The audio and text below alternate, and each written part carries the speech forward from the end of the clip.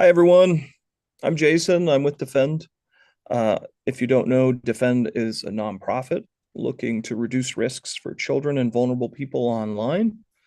And with me is Faye. She is one of our facilitators for our MAP support group. And we also have another guest with us. They are not going to be speaking today, but uh, we want you to speak. So if you have something to say on this issue, we want to hear from you. So uh, generally, this issue being everyone deserves support, including one of the most ostracized demographics on earth. And we want to hear your thoughts on this. And we want to possibly change your opinions and give you more information about this issue. And we're going to invite you to come on our live stream with us. You'll need to obviously be in a quiet place. You'll need to be able to talk in a civilized manner. You'll also need to focus on what the actual issues are. So we don't want you pushing any kind of an agenda, and we want to be able to talk with somebody that is open to being wrong. Because most people, and I'll go out on a limb here, Faye, I think you'll agree with me. Most people are wrong on this issue of even pedophiles deserving support. What do you have to say about that? So for me, if we begin at the knowledge that of adults against child sex offenders against children, the majority of them are situationally offenders that are heterosexual men situationally offending, and that support, that lack of support there requires just every person to know that people who aren't attracted to children can sexually act out upon them under whatever stress they're not processing or dealing with in their life. So actually, just in general, men in general being more seen and witnessed and allowed to have their emotions and process the things that they're going through as a gender, as a sexuality, as things that are on their in their world and on their minds. But then going to the children, these paedophiles find out or realise their sexual orientation towards children at a really young age during puberty, and puberty is getting younger and younger. And these young children are realizing that they can't even talk to their parents, their mum, and they know that instantly that it's vilified, that they are disgusting, that they're evil, that they mustn't talk to anyone ever about it because they know one thing will happen, and it's hatred. And these are pubescent children coming to terms with something that is innate, that is formed in the womb, like left and right-handedness. The research has shown that. So these people who are adults that you can condemn and vilify will want children come to terms with the worst prognosis in the person could ever have in their lifetime. And that requires and really it's going to be an increasing thing because new studies show that children and teenagers are opting out of usual pornography and into more manga and cartoon pornography because it relates to them more, and they will have had an online puberty that involved them exploring themselves with their telephone and their whoever they're dating at the time, and 16-year-olds are in this country, in the UK, are legal to have sex, but it would be a criminal offence to take a picture and share it with their boyfriend.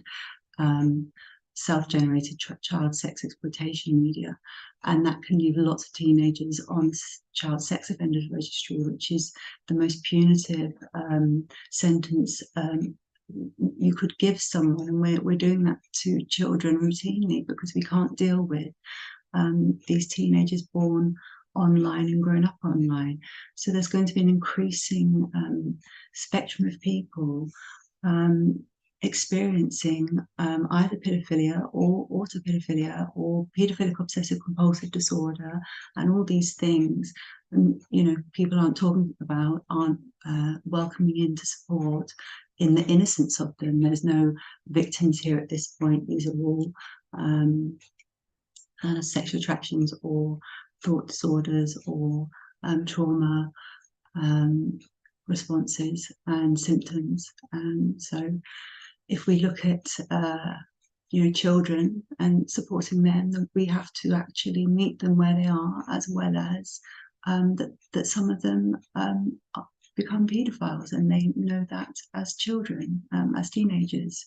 And if we can't sort of start breaching that gap, how are we ever going to stop or minimize offences or meet those children in some kind of supportive effort that would give them a life that they can live in, rather than a sense of self that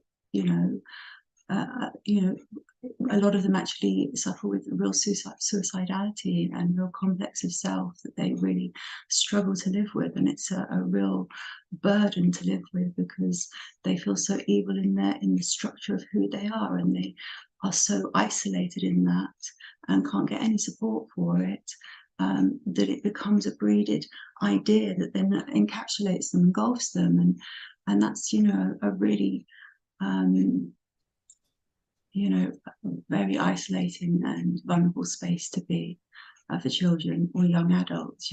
Our brains are still forming until we're 26, 28, and if we're on the neurodiverse spectrum, we're more likely, again, to have a different relationship with sex, and through manga or cartoon, and this creates a whole load of vulnerability for these teenagers who are getting criminalized for usual pubescent behavior among peers, but also they're getting criminalized for what's going on the internet, grooming them into the normalization of sexuality. And there's a lot of programs out at the moment that are teeming with teenage sexuality. It's very explicit. But if that was put into a photograph and they would say, they're 16 and they're 16, it would be, against the law. So all these blurred lines, as well as grey areas, as well as lack of actual law making that safeguards teenagers in the world that we made for them, and kind of left them to grow up themselves on, in a lot of cases. And the people that aren't being held accountable for that are the parents and the adults and society and organizations and professionals. So really all of us are responsible for trying to change the rhetoric on this, because we need to get to the point where we can have men talking about their feelings in general more, so there's not so much situational offending. That's 70% of all adult and child offending is by situational offenders. The second largest cohort is teenagers and children upon teenagers and children, and we're not dealing with that correctly. Hey, So let's talk about Map to Hope and its goal. Map to Hope is a program from Defend, a facilitated support group for MAPS, and MAPS is the term that we use for minor attracted persons, which encompasses pretty much all different types of demographics that you may have in the subset of people dealing with this issue. What do you think? What do you think the goal is of Map to Hope? we're hoping to create a space where people can drop in and out of it, knowing that it's confidential and that it's peer driven and it's not some intense exercise. It's just a place where you can go and be a usual person who happens to have an attraction to minors, and have a space to actually talk about self in there, and how it's affecting their life, and be able to actually live with it better because they have somewhere to unpack it and gain either coping skills or coping mechanisms, or more understanding from other people's experiences and how they've learned to cope, or just the safety of that weekly space being there. Allowing them to regulate, to focus on self in a way that nowhere else will tolerate, be able to empathize with self and find that sort of support area that's required for them, and really get to the point where we're creating an environmental shift where the likelihood of offence is all but zero. You know, And that's really the goal. And they get to the point where they prize their life so much that they're living well with themselves. They're not in, because you have to understand that a lot of paedophiles or minor attracted people aren't in disorder. A lot of people have minor attraction and they live with it perfectly fine without disorder. They don't offend against children. They don't think children can consent. They don't want to offend against children. They're completely against offence against children. They have this thing. They deal with it in imagination. Even in there, they would have some kind of morals scheme to keep them more safe in terms of not being a person that they know, or a character that's on screen, or making it like a alien form that's childlike but actually is adult and can consent. Something that allows them to live with it in a way that isn't disordered at all. It's just living with it. To be disordered, you have to have a fear that you're going to offend, have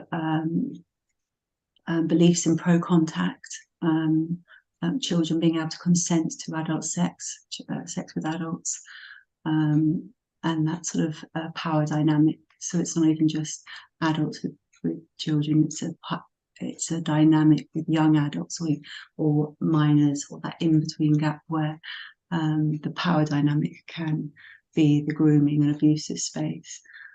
So it's sort of keeping all of that in a dialogue that holds it into some safety. Yeah, and I think most importantly, it just gives community for people wanting that don't have community, the ability to talk about everyday normal shit. I mean, that's really important. Talking about how they're driving in traffic, and not necessarily issues about their sexuality, but just generally being able to be in a group of their peers where this is a safe environment to talk about pretty much anything except for stuff that encourages or puts people in a position where they're being enticed to, commit a crime or to harm against a child. That is not accepted in our support groups.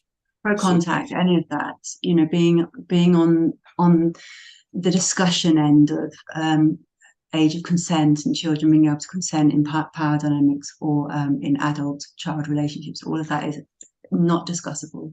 We're Absolutely. Not in dialogue of any of those things. There's a hard boundary that children cannot consent to adults, and the bigger power dynamic, the worse the offence is. And we don't want to discuss those things. What we want to do is create a safe space where being a person who happens to have a minor attraction is able to be self, their whole self, and talk about their life in generic ways like anyone going to counselling would, not counselling, support group would. They might share bits and pieces of the day, or how they're feeling on the day, or whatever, or what they're struggling with, and it won't be the minor attraction. It'll be someone down the road who's doing something or other, and all of that being able to be held in this, natural space that is a cohort supporting each other, creates that belonging, that ability to process, that ability to come to terms with self, the ability to lay down skills and have techniques to, either guide, support, or regulate difficulties. And it's sort of a real protected space for the ideal that everyone agrees no child should ever be harmed by an adult sexually. Um, So if you are a MAP and you are watching this, we encourage you to reach out and go on our website to sign up for our it's completely anonymous virtual support groups. It happens at this time every week. And generally speaking, we are wanting to grow that support group and to give network to people that ordinarily wouldn't have a support network. So that's really what Map to Hope is. And if you're thinking that that's for you, reach out to us. On the other side of the coin, we have a lot of people that contact us that are completely opposed to giving support to this demographic. And uh, and I don't want you to necessarily talk about something that you're uncomfortable with, Faye, but just maybe briefly share with us a little bit about your story and how it is that you've come to kind of get to this point. Yes, so I'm a survivor of infantile incest by my paternal grandfather, and a real environment of psychological warfare. My father really didn't like me as a child. He wanted a boy, and I wasn't a boy, and forever stained his experience of life and his family by telling him that his father had sexually abused me. And I was sexually abused by quite a few other people because it went down so badly that I never told again. Like I spoke about it once, and that was enough. So living with all those things was really tough, and coming to terms with them was really tough. But I did the work. I went to counselling. I qualified as a counsellor. I wrote a book. I formed a charity, Project Snowboard, that supports those affected by paedophilia, incest, or child abuse, child sexual abuse, and really got to a place where I was farming my experiences and my natural knowledge and thirst for knowledge on this topic to the point of prevention empathy. I'd gotten to the point where I'd read a lot of research, I'd watched a lot of research, and couldn't stand in the way of prevention. Just knew that mine wasn't the last wound, and I'm not entitled to either get in the way or hate on the people doing this work. It's the most noble and brave work that you can do, and professionals are getting fired and shunned and removed from things because of this type of work. So it is so cancel cultured that it's actually quite difficult to even specialize in this, which is, well, in my humble opinion, moronic, because that gets in the way of actual prevention. It's crazy that we're thinking like that. But I do get the disgust reflex. I do get that. And I do understand everyone has been brought up in this environment where we hate the pedo, we hate them. And it's the normalized only thing that we're allowed to really hate upon.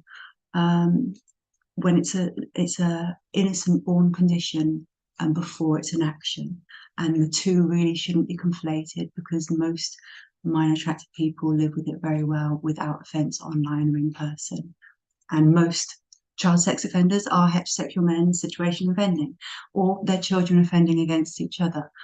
Holding that in that space, took myself off my line of thought.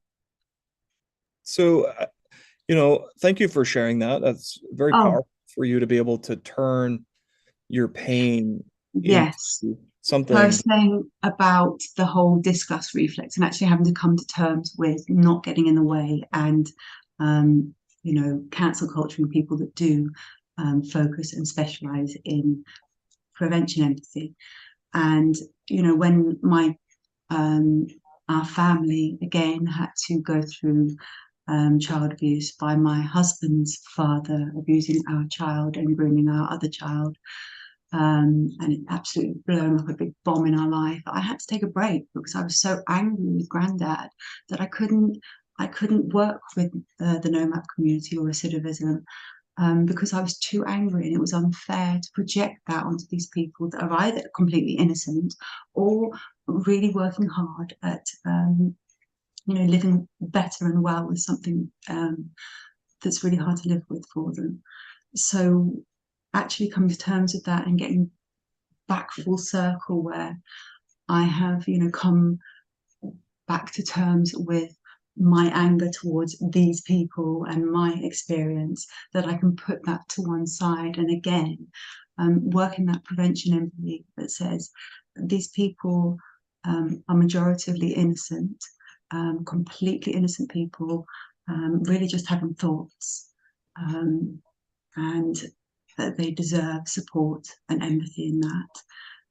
And really, the younger the better. If we could get that into schools where the sex ed talk includes, that some children might notice that they're not sexually attracted like all the others to the ones above them, or the ones they're not in the same vein as that, and that can be equally held and supported and put in to a structure of support, because that's an innocent thing that they're trying to live with. And I think it's going to be on the increase because the experience of children nowadays is sexual from childhood, especially when they get to senior school.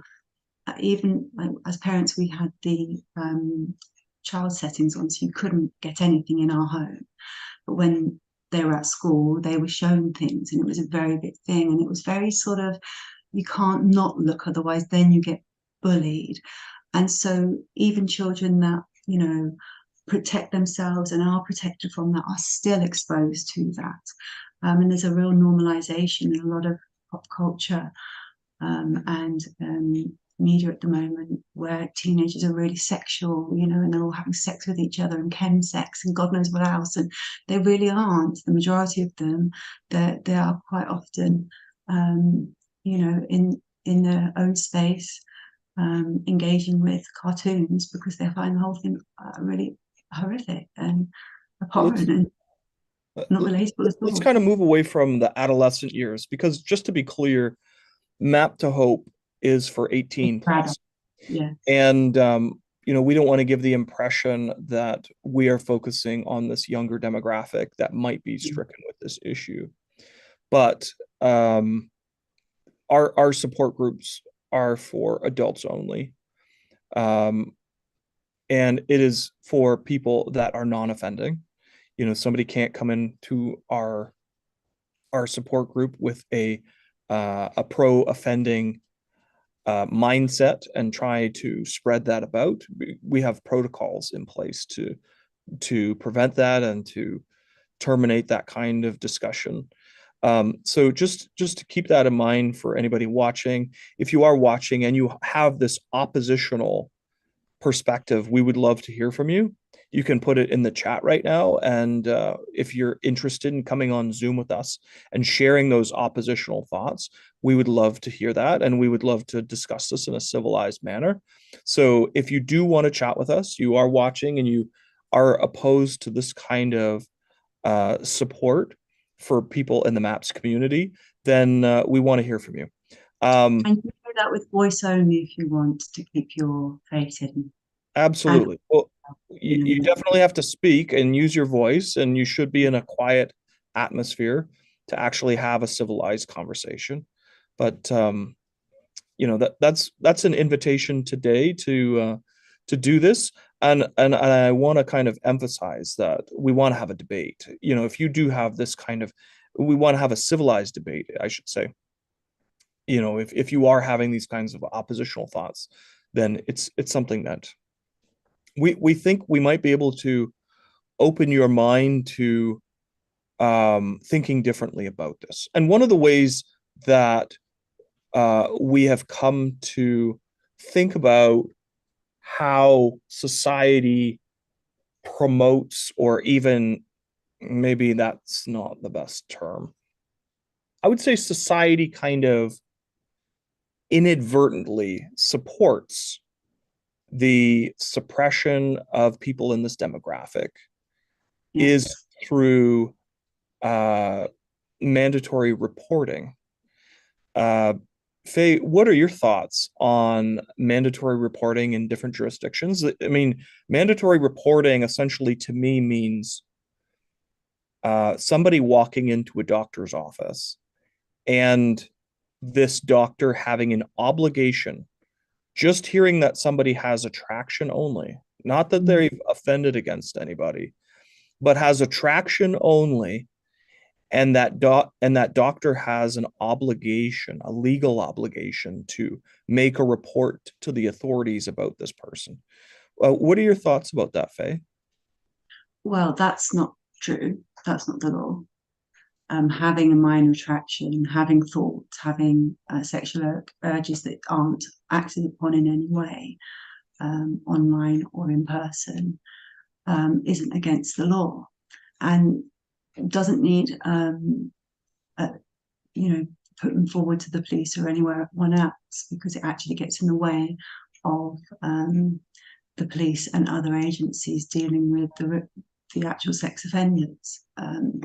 So stop doing that. The police and other agencies really do not like the whole just alerting to anyone who they think is a paedophile or a drawing of child sex exploitation media that they've interpreted as offensive, and clogging up their resources on things that aren't real rather than things that are real. Child sex offending and media of child sex offending. Um, and then really you have to understand that for there to be a need to alert someone, there has to be a set of things in place. One, that right, they're minor attracted, but they're feeling in disorder of that. They are having urges, they don't know how to live with them. They're anxious, they are scared of what they can do, what could happen. They have to have a child that's available to them, that they could sexually abuse, and possibly pro contact views, or some kind of other disordered thinking where they're trying to rationalize a child adult sexual relationship, and all of that disorder would then amount to, yes, you need support, and we also need to alert those who live with you, who are children, who have children, or where you work or whatever. We have to have a response to that if that scenario is happening, or if someone is in fact telling you that they're at a risk to a child, or have offended online or in person already. So those things you have to mandatorily report. But that's a very specific set of circumstances, and there's a big load of area of grey area that I think people don't touch because they just don't want to, and they just would rather have someone else deal with it. And if they, just in case, they'll just report because they don't want to be responsible for handling this person and not doing the right thing. And quite often they're doing the wrong thing by doing that, because these people aren't getting support or help or guidance or any kind of response whatsoever. And if you really do care about victims of child sexual abuse, then you have to come to terms with the fact that you have to care about prevention empathy. And even if you can't look at it, hear it, do it, you shouldn't cancel culture, hate culture, or block someone that is, because that's a very minute number of people for what I think is going to be a growing demographic. with zero support, and not a lot of rational dialogue around it either. Everyone is very hysterical about this. And really, it's, when professionals are hysterical about it, it really does strike a chord. I wonder if I can speak about the BACP. Is that relevant? I don't know what that is, but I just want to kind of Yeah. we're just about to wrap up, but I I want won't to know. I want to kind of play devil's This advocate. isn't wine, by the way, it's blackcurrant juice. Okay. Um, I want to play devil's advocate here. I mean, Oh, when I hear about a nonprofit like Defend that is trying to support uh, people that are in the MAPS community, the no MAPS community, non-offending minor attracted people, my initial instinct is this person needs to be 6 feet under or locked away forever. castrated. Yeah. Forever. Because they're always going to be a risk. They're a ticking time bomb. And and what is it that Map to Hope can really accomplish aside from just giving some pedophiles the ability to connect with each other? Well, it's in reframing that connection because belonging is required by every human being. It's a real soul need. It's a base level need. Maslow's triangle hierarchy of needs. It's a base level need, belonging. And belonging in true authenticity of self. So it's not just I've got a family and I go to football and have a work team and we can go out drinking on or whatever. It's about being witnessed in your full self and having some kind of representation and a community that supports that in a way that's healthy, that actually gains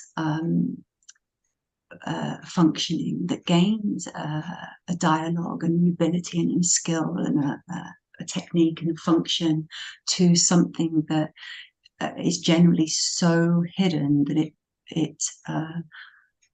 it's internal real compulsion against self because it's so stigmatized, and the people in generally suffering with this are actually suffering with it. They really are generally suffering terribly in the isolation and the abject projection of utter evilness upon them. And that's a lot to live with. So having somewhere that gives that a space to breathe, and it doesn't have to be the focus. Like I don't expect our support group attendees to come in and start talking about their minor attraction. I expect them to talk about their life in general, probably, and sometimes their minor attraction.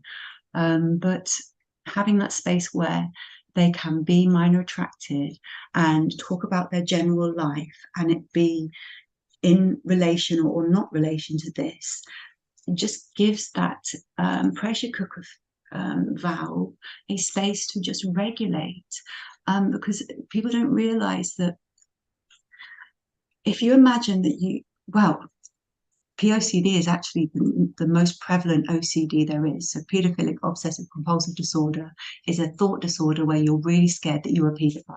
You're not. You're not attracted to children. You're just really scared that you are, and you keep looking for proof that you are or aren't. And so there can be lots of people in this absolute secrecy, living with this idea that they can't tell anyone. And if further than that, if they have an actual sexual attraction and an urge, they can feel that, oh, they actually are attracted to children in the absolute silence, as well as living in an environment of actual hatred on someone who's done nothing wrong yet, done nothing but have a thought or a feeling. Living with that in utter secrecy and isolation brings on toxic stress and creates actually unwell people, and dysfunction and dysregulation. And we want somewhere for that to be regulated, for that to be supported in having a valve in that to let off steam of their life or how their life is impacted in general or in terms of minor attraction. Because a lot of them really are struggling very, very badly with their sense of self and how demonized this disorder is, Yeah. although it's increasingly being felt as a orientation, and they can have either a sole orientation to children of a certain age bracket or children of a certain age bracket and adults. So there can be a whole host of different things that are all in a very grey area that can be then gone somewhere to talk about and see. Yeah. So thank you. You've made some great points, and I just want to re-emphasize for anybody that's watching this at a later point that Map to Hope is really not about talking about someone's minor attraction. It's really about just getting support, because it's not okay if somebody is walking into the doctor's office and having the authorities contacted on them for attraction, something that's in their brain and that they can't control. You know, can't control being their thoughts. The attraction rather than the action. They can control their action, but they can't control their thought and feeling Absolutely. attraction. So, you know, we want to give a safe place for people that are dealing with this issue. And if you feel like you're dealing with this kind of issue, you should reach out to us, HelpUsDefend.com, and you can sign up for our support group. It runs weekly, 1 hour a week right now. That may change in the future, but right now it's at 1 p.m. Eastern time on Tuesdays. And you'll need to sign up beforehand, but you can essentially remain anonymous throughout the sign up process, throughout the joining of the support group. And if you are oppositional to giving support to people that are dealing with this issue, think about this. I mean, if you were dealing with an issue like this, something that was just in your thoughts, would you want to go to the doctor's office if you knew that that was a potential outcome? That in itself is the strongest argument, I think, to thinking differently about these kinds of issues. You know, everybody, it doesn't matter if somebody, uh, uh, it doesn't matter if somebody has offended in the past or not. It matters if they're not going to offend again. That's the only thing that really matters. And these people that deal with this kind of issue deserve support, deserve the ability to have community, just like everyone else has community. We are focused on trying to keep our minds on prevention, but at no time does somebody need to talk about this kind of thing or their attractions inside our support group. So keep that in mind for everybody watching, whether you're dealing with this issue or not. Thank you for watching. Thank you, Faye, for joining us today and for sharing your thoughts. And yeah, if you're thinking that you want to have a civilized discussion about this, you can have it in the comment section and we may respond. But keep in mind, anything obscene or anything that is just simply vitriol is going to be ignored and possibly even blocked. You know, we don't want to hear that. We want to hear people that actually want to talk about this issue in a civilized way. And if you can do that, you can definitely do that in the comment section. So thanks so much for watching, and we'll hopefully see you guys again soon.